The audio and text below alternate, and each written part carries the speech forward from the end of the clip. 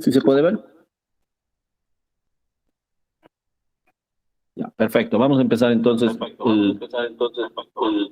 la siguiente clase de lesiones malignas. Lesiones óseas malignas. Entonces,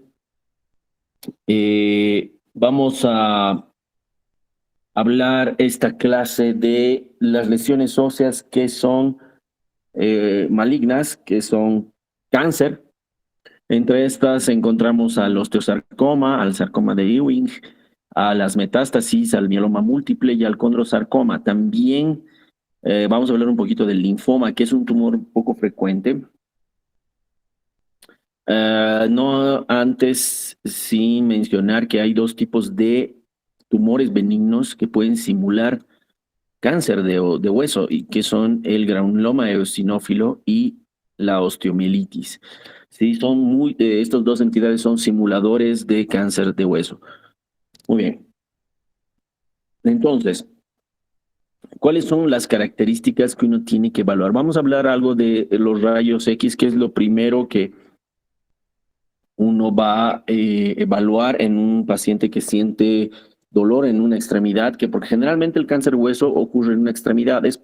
En alguna que otra ocasión puede ocurrir en los huesos del esqueleto axial, pero en la mayoría de los casos ocurre en los huesos del esqueleto apendicular, entonces en las extremidades. Entonces, lo primero que se toma generalmente es una radiografía. Seguido podría tomarse una tomografía y en última instancia una resonancia magnética para evaluar la extensión del tumor. La resonancia magnética es superior a la tomografía y a la radiografía para evaluar la extensión del tumor y el compromiso de las partes blandas. Eso es claro, ¿no? La resonancia magnética sí puede visualizar mucho mejor cuán largo, cuán extenso es el tumor y si abarca o no las partes blandas.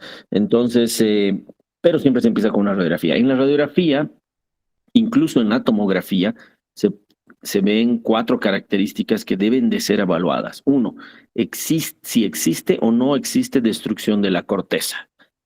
Segundo punto, se debe de evaluar, o sea, de la corteza del hueso estamos hablando, ¿no? El eje de la lesión. ¿Cuál es el eje de la lesión? Si el eje de la lesión sigue el eje del hueso o está perpendicular al eje del hueso, ¿sí? La zona de transición. ¿Cuál es la zona de transición? ¿Qué significa la zona de transición? Eh, bueno, la zona de transición se aplica generalmente a las radiografías o a las tomografías y solamente cuando son lesiones líticas, o sea, en lesiones destructivas. En lesiones blásticas o formadoras de hueso no aplica la zona de transición. Entonces, la zona de transición quiere decir el lugar donde existe la anormalidad en relación a el lugar donde está el hueso sano. Esa zona es el límite, ese borde entre el hueso sano y el hueso alterado. Si ese límite es claro, es muy bien delimitado y uno puede delimitar hasta dónde llega la porción alterada de hueso, se llama zona de transición estrecha y generalmente denota una lesión benigna o una lesión no agresiva, digamos. ¿Sí? Si la lesión, la zona de transición, el lugar en el que termina la lesión ósea y empieza la parte ósea normal o el tejido óseo normal, es la zona de transición ancha, quiere decir que no se ve esa zona, no existe un límite claro entre hueso normal y hueso patológico. Ese tipo de zona de transición se llamará zona de transición ancha. Un claro ejemplo, un representante de una zona de transición ancha es el patrón permeativo. El patrón permeativo quiere decir, eh, denota una zona llena de agujeritos, llena de huecos, parece un queso. Entonces, ese es el típico patrón permeativo y generalmente ocurre en el mieloma múltiple o en el sarcoma de Ewing. ¿Sí? Y denota una lesión agresiva, denota que es una lesión agresiva. De todas estas, la zona de transición es la que mejor predice si una lesión va a ser agresiva o no. ¿No? Generalmente el eje de la lesión nos dice el, eh, que si un tumor es agresivo, sigue el eje de la lesión hacia el eje mismo del hueso, pero eso es muy variable porque hay tumores benignos que hacen eso y hay tumores malignos que hacen lo contrario, entonces no sirve de mucho.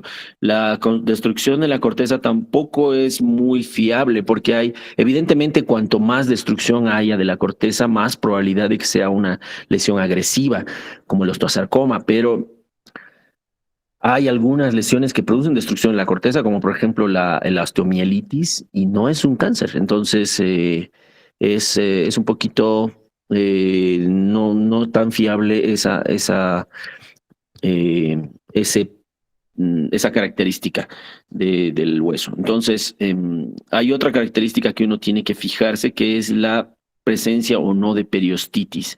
¿Sí? La periostitis quiere decir la reacción que hace el periostio en relación a una lesión tumoral o no.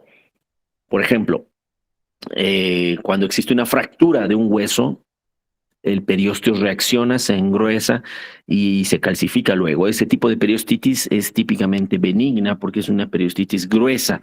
Y la periostitis maligna o agresiva es un tipo de periostitis delgada, muchas veces laminada o en un patrón en rayos de sol o en capas de cebolla, le dicen algunos. Hay otros tipos que tienen en capas de cebolla y cuando ocurre eso son capas delgaditas y típicamente denotan una lesión agresiva. Bueno, hablemos de la destrucción, uno por uno, hablemos de la destrucción cortical, un aspecto que sugiere malignidad, pero también, como dijimos, se la puede ver en la osteomielitis, se la puede ver en el granuloma sinófilo, incluso en el fibroma no osificante, que es el tipo de lesión benigna más frecuente, podría encontrar uno destrucción de la cortical, aunque no es una destrucción como tal, sino que es un adelgazamiento tan fino, pero tan fino, que parece que estuviera rota la corteza del hueso, pero en realidad es que está adelgazadísima. Entonces uno piensa que está rota la corteza, hay una destrucción cortical y muchas veces cuando es muy, muy delgadita, muy fina, no está rota y a veces se trata de un fibroma no osificante que habíamos dicho que es un tipo de tumor benigno que no se debería de biopsiar. Muy bien, entonces vamos ver, perdón, aquí hay, uy, bueno, vamos a hablar un poquito eh, de esta otra característica que es el eje de la lesión, que habíamos dicho que no es muy útil, no sirve de mucho. La periostitis, lo habíamos hablado ya claramente, la reacción del periostio a una agresión, se la puede ver, por ejemplo, en una fractura, se la puede ver en tumores benignos también, en malignos, en infecciones, en trauma. La diferencia entre agresivo y benigna es el tiempo que actúa el factor agresivo. Cuando es una periostitis agresiva, el factor irritante actúa en forma aguda, actúa en forma rápida y aguda. No da tiempo de consolidar, o sea, no da tiempo de que el periostio se engruese y se consolide. Entonces, el periostio se calcifica y da un aspecto en rayos de sol o en un aspecto lamelado en capas de cebolla, ¿sí? Luego les voy a mostrar ejemplos, cómo se ve una periostitis agresiva y cómo se ve ejemplos de una periostitis gruesa que denota benignidad. Muy bien. Aquí, por ejemplo, tenemos un dibujito muy bonito en el que vemos cómo se ve una periostitis de aspecto benigno. Fíjense, este es el hueso, esta es la corteza del hueso, esta es la médula del hueso. Ha habido un engrosamiento del periostio que se ha vuelto hueso, se ha formado como hueso, se ha calcificado y es gruesa y es homogénea. Típicamente ocurre esto cuando hay una fractura o cuando hay una infección, ocurre esto. Mientras que cuando la reacción del periostio es delgadita, como en capas de cebolla o laminadas, como en este caso, ya uno habla de una reacción agresiva. Este es un tipo agresivo. Peor si existe una lesión ósea. Por ejemplo, en esta no hay lesión ósea, no hay lesión ósea, solamente la reacción del periósteo. En este hay una lesión ósea lítica y hay una reacción del periósteo en capas en rayos de sol o en cepillo, algunos le llaman en cerdas de cepillo. Esto es típicamente muy agresivo, es una reacción del periósteo agresiva, muy agresiva. Si además de la lesión ósea existe una destrucción de la corteza, una lesión cortical, una rotura de la corteza y una reacción del periósteo en rayos de sol o laminada o en cepillo, es una reacción, una lesión, se trata de una lesión muy agresiva, ¿no? En este caso, algunos le llaman triángulo de Codman, porque cuando se rompe esto, parece un triángulo la reacción del periósteo, entonces le llaman triángulo de Codman. Estas son las imágenes equivalentes radiográficas, por ejemplo, de una reacción del periósteo gruesa, como esta, en esta zona donde está la flecha, una reacción del periósteo en rayos de sol. Fíjense cómo hay una lesión del hueso y hay una...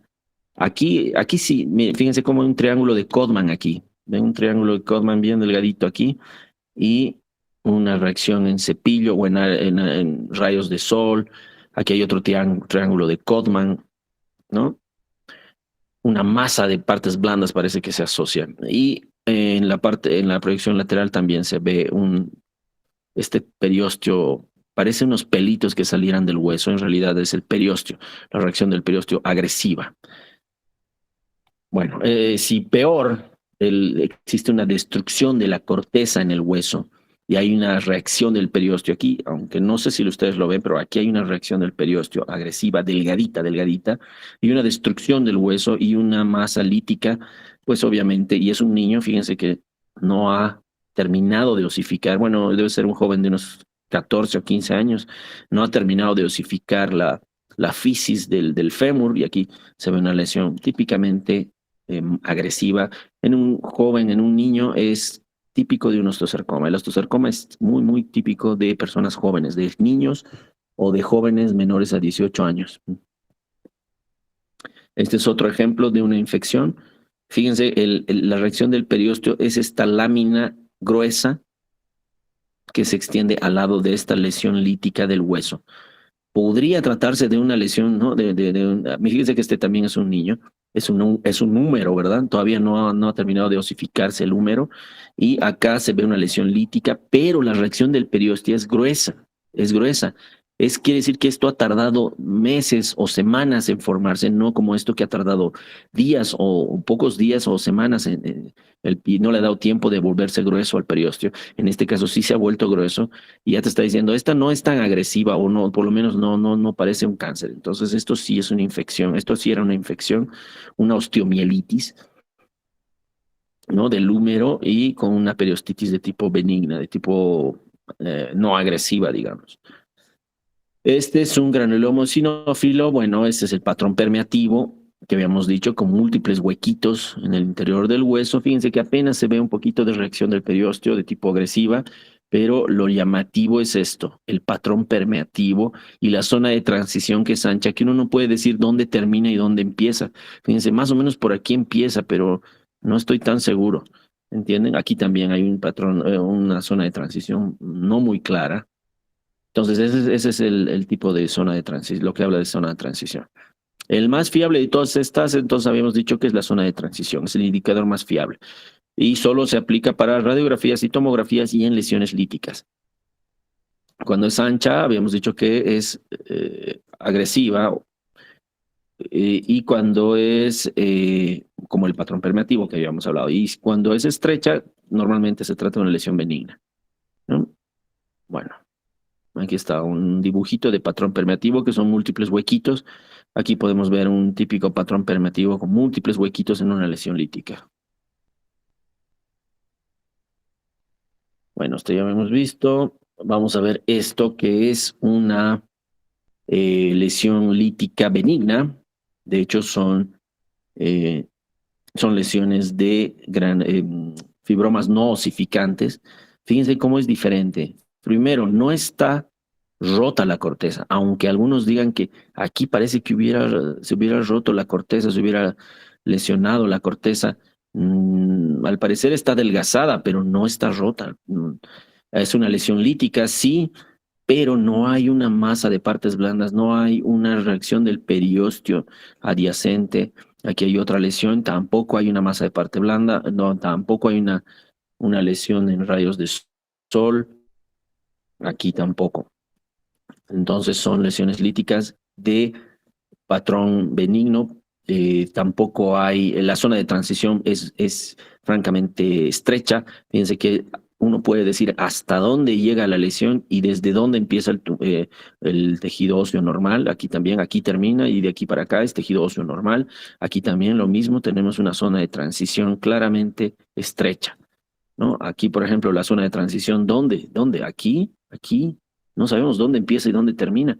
Aquí tampoco, aquí como que tampoco, ¿no? Sabemos, no se ve muy claramente, aunque unos digan por aquí, pero no sé, y aquí, tal vez aquí o tal vez aquí, no se ve claramente dónde termina y dónde empieza la zona de dónde empieza y dónde termina la normalidad, ¿no? Entonces, esa es la zona de transición. Muy bien, vamos a hablar ahora qué tipo de tumor es. La edad es mucho, las estadísticas es mucho en tumores óseos. Una persona que tiene menos de 30 años, incluso yo me atrevería a decir menos de 25 años, lo más probable es un sarcoma de Ewing o es un osteosarcoma. Entre 30 a 40 años podría tratarse de un fibrosarcoma, un sarcoma parosteal o un linfoma óseo. Y si tiene más de 40, metástasis, mieloma múltiple o el condrosarcoma. Este, digamos, es el tipo de tumor de acuerdo a la edad. Lo típico del osteosarcoma es que sean jovencitos de 15, 18, 17, 14, 10 años. Esa es la edad típica, ¿no? Son jovencitos, son niños que están haciendo deporte, ¿no? A esa edad todos los papás nos hacen hacer deporte o uno va porque le gusta hacer deporte, a jugar fútbol y dice, papi, me duele mi pierna o me duele mi brazo, mi rodilla me duele, algo, no sé, creo que me he caído, pero no me acuerdo cuándo me he caído, no me acuerdo, me sigue doliendo, a la semana siguiente otra vez, papi, me sigue doliendo, mami, me sigue doliendo. Entonces ahí recién van a consultar y a veces piden una radiografía, veamos qué hay en la radiografía. Y ese es el paciente típico de un osteosarcoma, ¿no? Entonces, el sarcoma de Ewing habíamos dicho que se presenta más que todo como un patrón permeativo.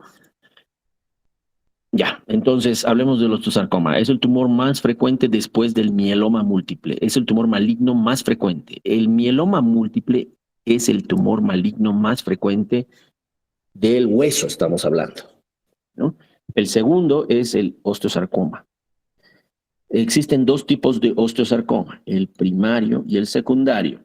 El más común es el primario de estos dos. El primario se trata de personas menores de 25 o 30 años, generalmente ya les he dicho, personas jóvenes, son lesiones líticas o destructivas con esclerosis del hueso neoformado, o sea, con un patrón osteoide, con un patrón formador de hueso, o sea, vas a ver una lesión lítica destructiva, pero con calcificaciones dentro del tumor. Eso es lo que te quiere decir, ¿no? Puramente líticos solamente son los telangiectásicos. Y son pocos. Dentro de los osteosarcomas hay una variante que se llama telangiectásicos. Esas variantes son puramente líticos, o sea, son totalmente destructivos y no tienen calcificaciones o son muy poquitas las calcificaciones que tienen. Son espacios llenos de sangre. El 60% de los osteosarcomas ocurre alrededor de la rodilla, o en el fémur, o en la tibia, o en el peroné, que están alrededor de la rodilla. Los secundarios se trata de personas que son mayores de 40 años, que han sido sometidas a radioterapia o se trata de una degeneración de una enfermedad de Paget, ¿sí? Esos son los osteosarcomas secundarios. Entonces, habíamos dicho que hay una variante del osteosarcoma que se llama osteosarcoma telangiectásico, que es un tumor lítico, predominantemente lítico, y se trata de ¿por qué se le llama telangiectásico? Porque tiene cavidades llenas de sangre, cavidades que tienen septos y que estos septos realzan en la resonancia o en la tomografía, esos septos realzan porque tienen vasos y están llenos de cavidades de sangre, ¿no? El osteosarcoma paraosteal es un tipo de osteosarcoma que se origina en el periósteo. Se origina no en el mismo hueso, sino en el periósteo que está al lado del hueso. Es también raro este tipo de osteosarcoma, pero cuando ocurre este tipo de osteosarcoma, es difícil diferenciarlo o uno puede confundirlo fácilmente con un desmoide cortical. ¿Qué es un desmoide cortical? Simplemente es una abulsión. ¿Qué significa abulsión? Un arrancamiento, una fractura por arrancamiento del hueso. Digamos, tú tienes mala suerte, estás haciendo deporte y haces un movimiento brusco, una barrida, qué sé yo, y ¡pum! Justo se desgarra el hueso, digamos, la inserción del gemelo en la corteza del fémur. ¡Cac! Arranca un pedacito de hueso, ese pedacito de hueso arrancado, tú, ay, me duele, ya, ¿qué será? Lo dejas pasar, pasan 2, 3 semanas, te sigue doliendo, te toman una radiografía, ese huesito arrancado puede confundirse con un osteosarcoma parosteal y hacer que te amputen la pierna pensando que es un osteosarcoma parosteal y en realidad era un desmoide cortical, un arrancamiento de un pedacito de hueso por un movimiento que hiciste. También puede confundirse con una miositis osificante. La miositis osificante es la calcificación del hueso que no se sabe por qué ocurre, a veces es por una lesión ósea, lesión muscular, por un desgarro muscular, y se calcifica a veces, y esa calcificación podría confundirse con un osteosarcoma parosteal. Muy bien, entonces, esta es una imagen, por ejemplo, de un osteosarcoma parosteal. Este es un osteosarcoma parosteal, aquí se ve la reacción del periósteo y una lesión del periósteo de tipo fina, ahí como unos pelitos ahí. Este es un osteosarcoma parosteal. Pero fíjense, este es una miositis osificante. Esta persona se le calcificó una parte del músculo vasto intermedio y esta calcificación se ve así. Uno podría, si es que ocurriría por acá, por ejemplo, uno podría confundirlo con un osteosarcoma parosteal. Aquí hay una abulsión. Este es un ejemplo típico de una abulsión, de un desmoide cortical. Se arrancó un pedacito de hueso, tic, se arrancó. Fíjense, aquí se ve una parte blanda que va hacia allí. Arrancó un pedacito y puede confundirse con un osteosarcoma parosteal. Bueno, lo menos común es que las lesiones blásticas como esta se traten de cáncer normalmente o de un osteosarcoma. Normalmente no ocurre esto, pero normalmente son líticas, pero alguna vez podría sí tratarse una lesión blástica, tratarse de un osteosarcoma. Las lesiones, perdón, el sarcoma, vamos a hablar ahora del sarcoma de Ewing. Eh, en el sarcoma de Ewing, que es un tipo de cáncer generalmente que ocurre en menores a 25 años, también es un cáncer típico de los niños, de los jovencitos. Entonces, frecuentemente la periostitis en este tipo de cáncer se la da en capas de cebolla. Fíjense, hasta el 60, casi el 60% de los casos tiene la periostitis en capas de cebolla o en láminas, laminada, le dicen algunos. Generalmente el patrón del sarcoma mismo es un patrón de tipo permeativo. Fíjense, el 76% de los casos es un patrón permeativo. Se localiza más frecuentemente, perdón, solamente el 40% en la diáfisis. El restante puede ocurrir en la epífisis o en la metáfisis. ¿Sí? El diagnóstico diferencial es con el granuloma eosinófilo y con la infección. Este sarcoma es doloroso, duele. Entonces, aquí vemos un ejemplo típico de de un sarcoma de Ewing. Aquí se ve una lesión permeativa, francamente, y múltiples huequitos, parece que estuviera polillado este hueso. Y lo llamativo es esto, fíjense esta reacción del periósteo. Sí pueden ver ahí unas láminas, a ver, voy a detenerme otra vez, aquí, donde está mi flecha, ahí van a ver unas láminas delgaditas, delgaditas que vienen desde arriba hasta abajo. Esas láminas son la reacción del periósteo de tipo agresiva. Ahí se ven las laminitas. A ver, otra vez las voy a señalar, ahí están, esas laminitas, ¿no? ¿Ven esas laminitas así en capas de cebolla? Ya, es una lesión agresiva, agresiva. Y acá se ve otra, mejor todavía en el fémur, igual, fíjense, este es en la metáfisis, vean esta reacción del periósteo que parecen unas láminas, unos cabellitos parecen ahí y aquí también, ¿no? Reacción del periósteo agresiva. Y hay una lesión medio lítica, medio blástica, y no se ve muy claro, pero esta reacción del periósteo es la que te dice esto es agresivo. Bueno, otra lesión, una lesión permeativa destructiva. Fíjense, esta es también permeativa y está destruyendo la corteza. De hecho, hasta aquí nada más se ve corteza, también solo aquí es el peroné. Fíjense, no se ve corteza de aquí para arriba. ¿Dónde queda la corteza? No hay corteza. Ahí se ve un patroncito ahí como en pelitos, como en cerdas de cepillo, y una lesión destructiva asociada a partes blandas aumentadas. Es un niño, fíjense que las fisas no se han fusionado, es un niño de unos 8 años, 10 años tal vez. Aquí se ve un osteosarcoma, una masa calcificada. Esta es la masa, este es el tumor, y fíjense cómo se calcifica, la parte calcificada de todo esto. Este es un osteosarcoma, ¿no? Este no es un sarcoma de Ewing, este es un osteosarcoma. Muy bien. Entonces, fíjense, no todos son blásticos, perdón, no todos son líticos, algunos son blásticos. Fíjense, el hueso blanco, blanco, blanco, y hay una masa de partes blandas. Fíjense cómo en la radiografía sale la masa de partes blandas como una masa blanca. Y lo llamativo, el triángulo de Codman. Fíjense este levantamiento del periósteo, delgadito, delgadito, y hay como unos pelitos ahí, como en sol naciente. Esa es la reacción del periósteo agresiva, ¿no? Bueno, hablemos ahora del linfoma óseo. El linfoma óseo tiene características similares al sarcoma de Ewing, pero sin síntomas. Supuestamente no tiene dolor, o la mayoría de los pacientes no tienen dolor, pero ocurre típicamente en personas de 50 a 60 años. Tienen más edad las personas que tienen un linfoma óseo. Es poco frecuente el linfoma óseo, por si acaso es uno de los menos frecuentes. Probablemente ni lo vayan a ver nunca en su vida, pero bueno, ocurre en el fémur, y ocurre generalmente en el fémur y en la pelvis. Puede tener cualquier patrón, pero el más común es lítico y el patrón permeativo. Por eso decimos que se parece mucho al sarcoma de Ewing. Es un sarcoma de Ewing, pero en personas de 50 a 60 años, el linfoma, ¿no? Presenta también adelgazamiento cortical y la resección del periósteo típicas de una lesión agresiva. Fíjense cómo hay una lesión en la muñeca de esta persona en la que existe una lesión lítica destructiva. Aquí se ha roto la corteza, está en la epífisis del radio.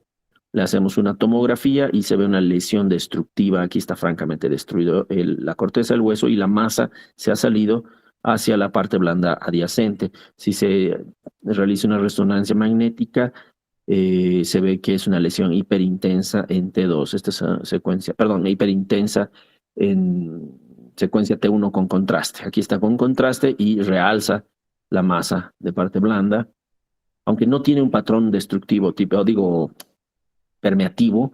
Este no es un patrón permeativo típico, aunque hay algunas bolitas negras por ahí, como que medio intermedio ahí. Algunos de los linfomas se manifiesta solamente como un colapso, como una fractura del hueso en una persona de 50 a 60 años. Es un poco infrecuente, más si es un varón, porque generalmente esto ocurre en personas arriba de los 70 años. Generalmente son mujeres, ¿no?, que han llegado a la menopausia, pero en una persona, digamos, de 50 años, y más si es varón, una vértebra que colapsa no es algo frecuente, y no, o sea, no es por osteoporosis, en otras palabras, no es por osteoporosis, tiene que ser otra cosa. Entonces hay que investigar que si hay un tumor asociado ahí. Entonces, en algunas resonancias se puede ver en T2, algunas veces brilla, bueno, normalmente brillan los tumores ahí en T2, ahí en un cuerpo vertebral, una lesión.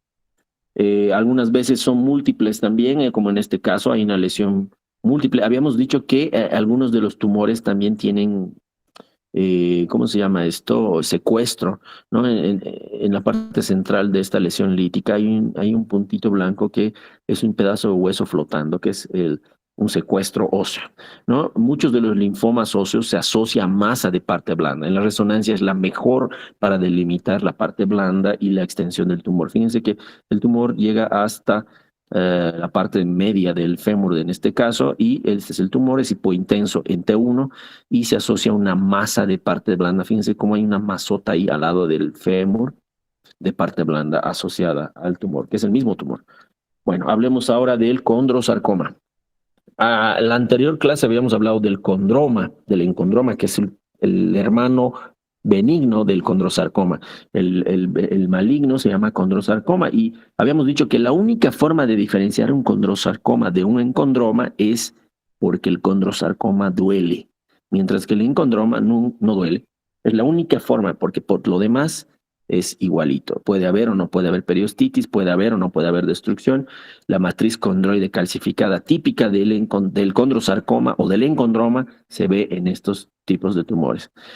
Algunos le llaman calcificaciones en copos de nieve. Fíjense, aquí está. Esta es una lesión. Fíjense cómo hay unas lesiones blásticas, o sea, lesiones calcificadas que parecen copitos de nieve dentro de la medular de este hueso o de este otro.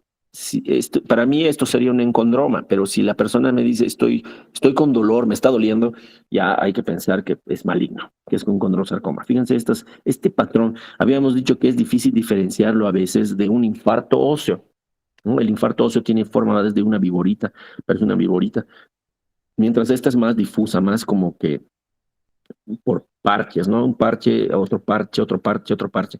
No es tan alineada como el infarto óseo. Muy bien. Aquí terminamos entonces el tema de tumores óseos malignos. La próxima clase vamos a ver artritis y la subsiguiente vamos a ver lesiones traumáticas del músculo esqueléticas. Gracias. Gracias, hasta luego.